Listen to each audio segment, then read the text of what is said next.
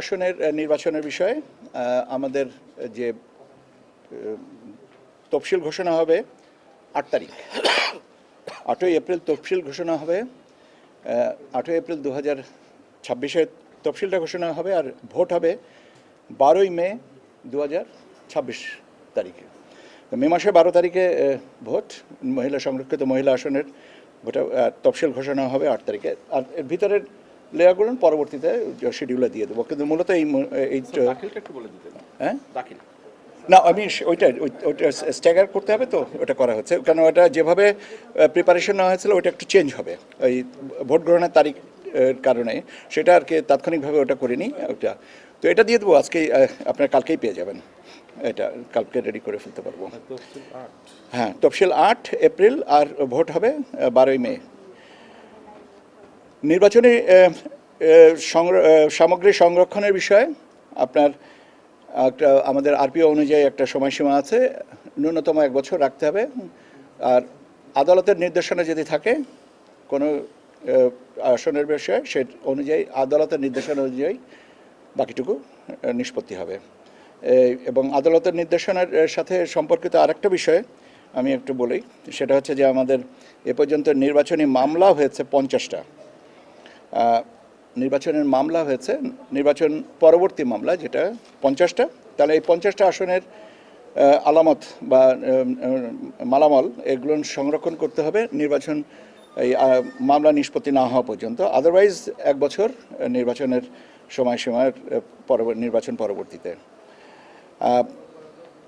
যে আরেকটা যেটা বিষয় আমরা আলোচনা করেছি সেটা হচ্ছে যে শেরপুর 3 এবং বগুড়া 6 এই দুটা আসনের নির্বাচন আগামী 9 তারিখ আপনারা জানেন।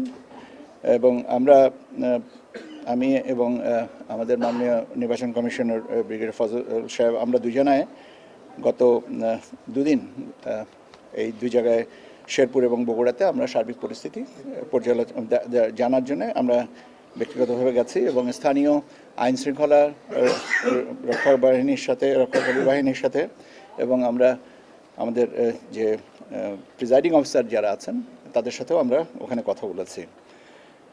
আমাদের জানা মতে বা আমরা যে তথ্যটা পেয়েছি, শেরপুরে হচ্ছে আমাদের 129টা কেন্দ্র, দ্যাট ইনক্লুডস আপনার ওসিবি আইসিবি 128 + 1, আর বগুড়াতে হচ্ছে 151টা 150টা, আর একটা হচ্ছে আপনার ওসিবি আইসিবি। এখন পর্যন্ত যা দেখেছি বা যতটুকু হচ্ছে, নির্বাচন নিয়ে আপনার কোনো রকমের দুশ্চিন্তাগ্রস্ত হওয়ার মতন কোনো পরিস্থিতি নাই, সার্বিক পরিস্থিতি স্বাভাবিক আছে। এবং আমাদের যে বিভিন্ন পর্যায় থেকে যে তথ্য সংগ্রহ আমরা যেটুকু পেয়েছি, সেখানে আমাদের আতঙ্কিত বা চিন্তিত হওয়ার কোনো কারণ নেই। এবং এখানে আপনার আইনশৃঙ্খলা বাহিনীর তৎপরতা আছে এবং তারা সার্বিক পরিস্থিতি সবসময় মনিটর করছে। এবং আমরা স্পষ্ট করে একটা জিনিস বলে আসছি যে এটা 12ই ফেব্রুয়ারির নির্বাচনের থেকে কোনো অংশে কম গুরুত্বপূর্ণ না। কাজেই সেইভাবে তারা যেন তাদের প্রস্তুতি রাখেন এবং ব্যবস্থাপনাটা রাখেন।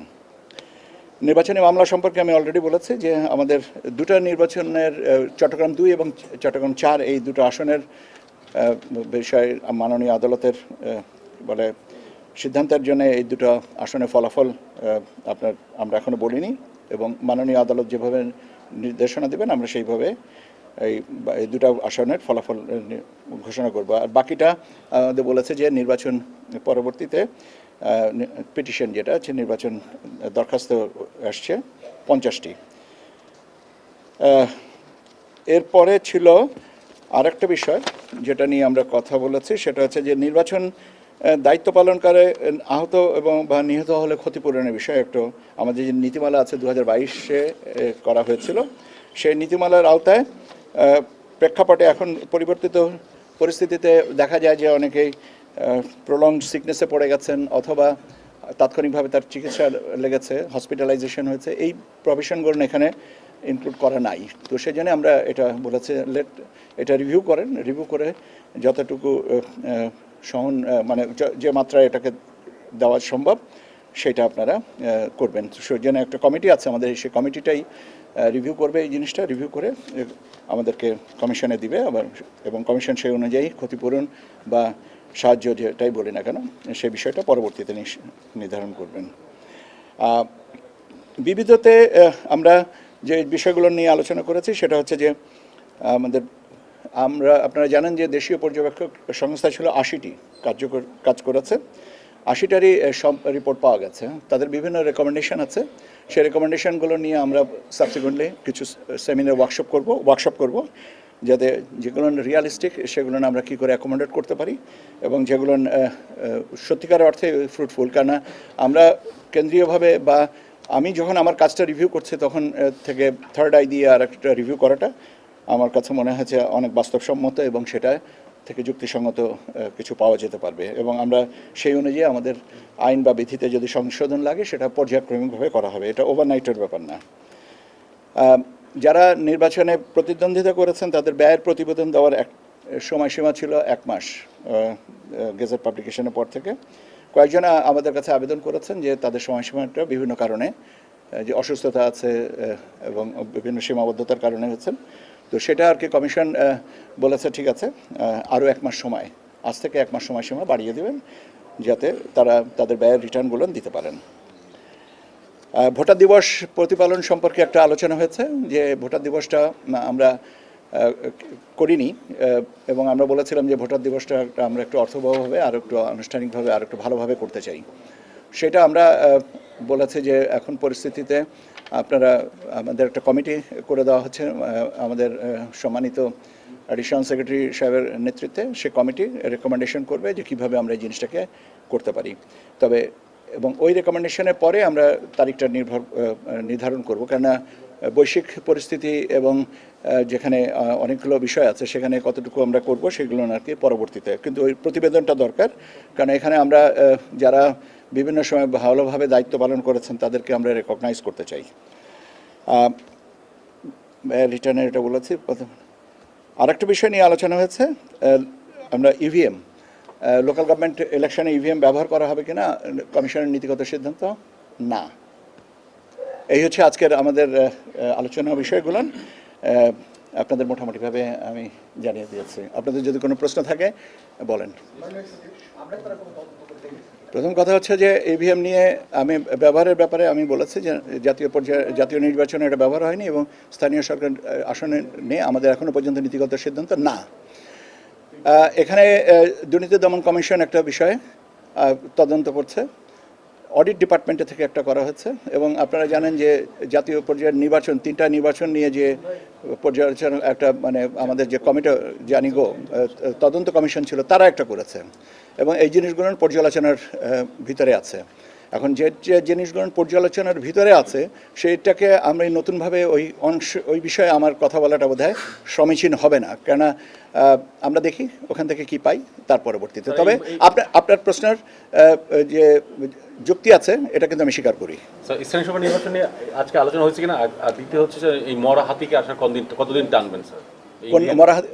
আমি তো বললাম যে এর উত্তরটা তো আমি অলরেডি দিয়েছি যে ইভিএমের বিষয়ে 3টা জায়গা থেকে আপনার কথাবার্তা আলোচনায় আসছে, কাজে ওই রিপোর্টগুলো পাওয়া না পর্যন্ত তো নিশ্চিতভাবে করা যাচ্ছে না। আর দ্বিতীয় জিনিসটা হচ্ছে যে কতদিন টানতে হবে এটা দেখা যাক, ওই রিপোর্টগুলো আসুক। এই সেম কথা স্যার গত 2 বছর শুনতেছি স্যার, এবং গত 2 বছরে এই সেম রিপোর্ট করতেছি স্যার, এই কথা হচ্ছে এবং রাষ্ট্রের অর্থের কোষাগার থেকে জনগণের টাকা ব্যয় হচ্ছে, এইটা কি কবে সলিউশন হবে স্যার? কোনো টাইমলাইন নাই। আপাতত আমার কাছে টাইমলাইন দিতে পারলে তো আমি সবচেয়ে খুশি হতাম। আমি যদি বলতাম যে আগামী এতদিনের ভিতরে এটা হবে তাহলে তো আমার জন্য সবচেয়ে ভালো হতো। আপনি তখন আমাকে বলতে পারতেন এতদিন বলেছিলেন সময়টা বাড়লো কেন, কিন্তু আমি যেটা আমার কাছে টাইমলাইন নাই, আমি তো এখন এটা অফ দ্য পকেট তো আমি বলতে পারবো না, কাজে আমাকে এই জায়গাটায় আপনাকে মানতে হবে। আচ্ছা, আর একটা প্রশ্ন ছিল আপনার কি? মাসে কত টাকা খরচ হচ্ছে স্যার এই ইভিএম বাবদ? মাসে খরচ হচ্ছে, মাসে আমাদের বেসিক্যালি এখন সংরক্ষণ ব্যয় এটা আমি এইভাবে অ্যাকাউন্টিংটা করা নেই। ঠিক আছে, this is a good point, আমি করে আপনাদেরকে জানাবো। নির্বাচন থেকে আপনারা কেন ইভিএম ব্যবহার থেকে সরে আসছেন আপনাদের কাছে কি? আর স্যার আপনারা কি মনে করেন কিনা যে ইভিএম কোনো ত্রুটি আছে যারা আসলে? ভাই, আমি আপনাদেরকে একই প্রশ্নের উত্তর তো আমি একবার দিলাম যে যেখানে 3টা কমিটি ব্যাপারে অডিট এবং আপনার দুর্নীতি দমন কমিশন এবং জাতীয় নির্বাচনের এই 3টা তদন্ত কমিশন, এরা তাদের অবজারভেশনগুলো আসছে কাজে লেট দোজ কাম অ্যান্ড তারপরে ওটা দেখব। হ্যাঁ এবং না। আচ্ছা, এখন দ্বিতীয় জিনিসটা হচ্ছে, আপনারা জানেন এর অতীতেও বলেছি যে বা জাতীয় নির্বাচনের সময় যে জিনিসের প্রতি সবার অনাস্থা, সেটা নিয়ে কেন আমরা চর্চা করি। আর তারপরে আপনি লাইফ লাইনের কথা বলছেন, এগুলো নিয়ে প্রশ্ন আছে। সো এইগুলো তো অডিট ডিপার্টমেন্ট তারা নিরীক্ষা করছেন, আপনার দুর্নীতি দমন কমিশন থেকেও আছে, এসএসসি থেকে আছে, আর এটা জাতীয় এই রিপোর্টগুলো না আসুক। এখন ব্যাপার হচ্ছে যে জিনিসগুলোকে তদন্তাধীন আছে সেগুলো সম্পর্কে কনক্লুসিভ কোনো ওপিনিয়ন দেওয়া ঠিক না। আমার একটা প্রশ্ন, ইভিএম আপনারা জাতীয় সংসদ নির্বাচনে ব্যবহার করছেন না, স্থানীয় নির্বাচনে ব্যবহার করছেন, তাহলে ইভিএমগুলো সংরক্ষণ নিয়ে আপনারা সিদ্ধান্তহীনতায় কেন? আমরা সিদ্ধান্তহীনতায় ভুগছি না মোটেই। আমি বলেছি যে আমাদের সিদ্ধান্ত আমরা নিব, লেট দিস 3 রিপোর্টস কাম, এবং তাদের অবজারভেশন করে আমাদের সাথে অ্যাডজাস্ট করব। যেটা একটা আমাকে পারভেজ সাহেব যেটা বলেছিলেন একটা টাইম লাইন, আমি টাইম লাইনটা দিতে পারছি না, কেন কবে রিপোর্ট আসবে আমি তো ওইটা পাবো না। সিদ্ধান্তহীনতার বিষয়টা তো না, সিদ্ধান্তটা হয়েছে নিব না, এটা সিদ্ধান্তটা থেকে অ্যাপ্রিসিয়েট করেন। এটা আপনি তো সিদ্ধান্তে যাচ্ছেন ধ্বংস করতে হবে, সিদ্ধান্তটা তো আমার না, আপনি বলে দিচ্ছেন ধ্বংস করতে হবে। সো এই কনক্লুসিভ সিদ্ধান্তটা যদি আমার নেওয়ার এখতিয়ার থাকতো তাহলে আমি সেটা নেওয়ার চেষ্টা করতাম, কিন্তু আপনার সিদ্ধান্তের উপর তো আমি কাজ করতে পারবো না। আচ্ছা, লোকাল গভর্নমেন্ট ইলেকশন নিয়ে কোনো আলোচনা হয়েছে কি?